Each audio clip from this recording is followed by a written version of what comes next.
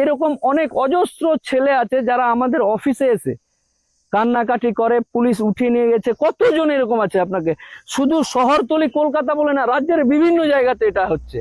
তাই আপনাদেরকে সচেতন করার জন্য অনুরোধ করছি। অ্যাকাউন্টের বিভিন্ন রকম নথি, ওটিপি, ফোন নাম্বার, এই ওই দিস দ্যাট, কোনো কিছু কারো হাতে, প্রতারকদের হাতে দিবেন না। সে যতই বন্ধু হোক, নিজের বাবা হলেও দেওয়া যাবে না, নিজের মা হলেও দেওয়া যাবে না। পুলিশের কাছে তো প্রমাণ হচ্ছে আপনার অ্যাকাউন্টে টাকা এসে আপনাকে কৈফিয়ত দিতে হবে। কে করেছে কি করেছে পরের কথা।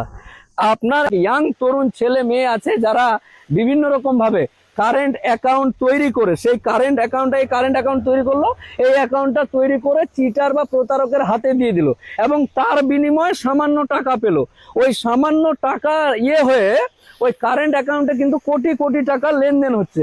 কারেন্ট অ্যাকাউন্টগুলোতে কোটি কোটি টাকা সেই প্রতারক লেনদেন করলো আর তাকে 20,000 টাকা দিয়ে দিল। তো এই 20,000 টাকা নেওয়ার কারণে কোটি কোটি টাকা যে লেনদেন হচ্ছে, এই লেনদেনের ক্ষেত্রে যদি সজাগ বা সচেতন না হয় তাহলে বিভৎস রকমের ক্ষতিগ্রস্ত হবে। কিরকম?